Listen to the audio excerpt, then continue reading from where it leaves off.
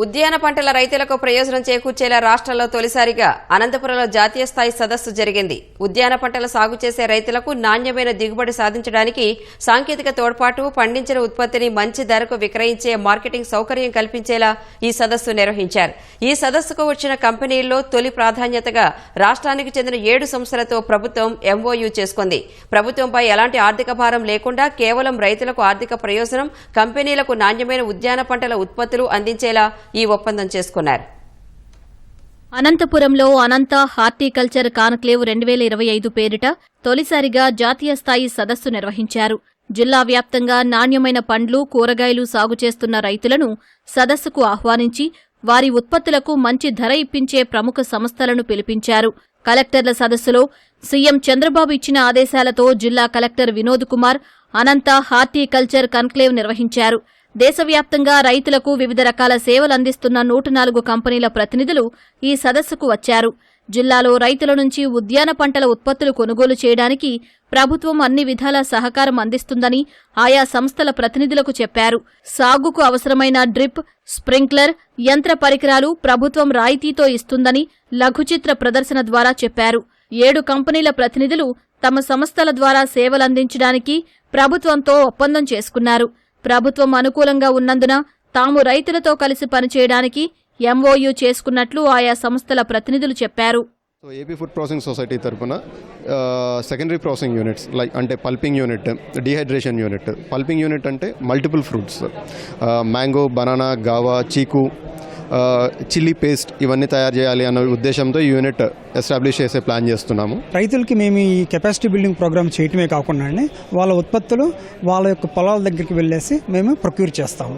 మేజర్గా ఏంటంటే బొప్పాయి ఒకటి, తర్వాత మ్యాంగో బంగినపల్లి, బనానా రోబస్టా, ఈ 3 పంటల మీద మా ఆర్గనైజేషన్ గ్రీన్ గురుకుల్ ఎల్ఎల్పి ఎఫెక్టివ్గా వర్క్ చేస్తుంది. దీంట్లో ఫార్మర్స్ కెపాసిటీ బిల్డింగ్ డెవలప్ చేస్తూ వాళ్ళ ప్రొడ్యూస్ని కొనుగోలు చేయడంలో మా పాత్ర ఉంటుందని చెప్పి ఏ వస్తువు అయినా రెడీ చేసి మార్కెట్, వరల్డ్ మార్కెట్ పంపించాలా, సస్టైనబిలిటీ మనం రావాలా. దీనివల్ల స్త్రీలకు అంతా పనులు దొరుకుతుంది, దీనివల్ల లైఫ్ స్టైల్ మనకి చేంజ్ అవుతుంది. దానివల్ల నేను ఎంఓ సైన్ చేశాను. ఈ సదస్సుకు ముఖ్య అతిథిగా ఆర్థిక మంత్రి పయ్యావుల కేశవ్ హాజరై ప్రభుత్వం రైతులకు అందిస్తున్న రాయితీలను కంపెనీల ప్రతినిధులకు వివరించారు. ప్రకృతి ఎన్నిసార్లు నష్టపరిచినా ఎదురు నిలిచి దిగుబడులు సాధిస్తున్న అనంతపురం రైతుల గురించి ప్రపంచానికి కొత్తగా చెప్పాల్సిన అవసరం లేదన్నారు.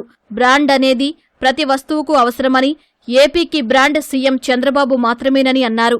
గత ప్రభుత్వం రైతులకు డ్రిప్ పరికరాలు కూడా ఇవ్వలేకపోయిందని విమర్శించారు.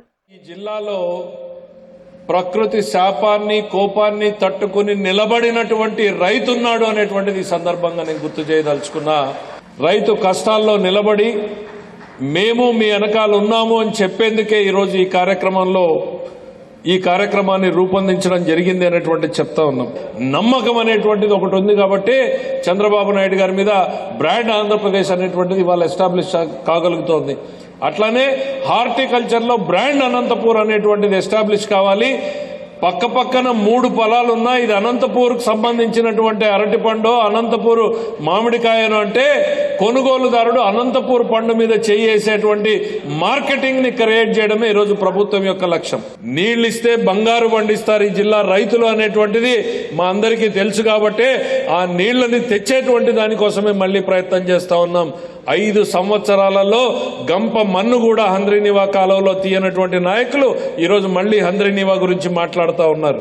ఒక్క సీజన్లోనే హంద్రీనీవాని 12 మోటార్లు నడిపేలా కాలువ వైడనింగ్ చేయాలి అనేటువంటి చిత్తశుద్ధితో పనిచేస్తా ఉన్నాం అనేటువంటిది చెప్తా ఉన్నాం. ప్రస్తుతం ఎంఓయూ చేసుకున్న 7 సంస్థల ప్రతినిధులు మరో 2 నెలల్లో క్షేత్రస్థాయికి వెళ్లి సేవలు ప్రారంభించనున్నారు.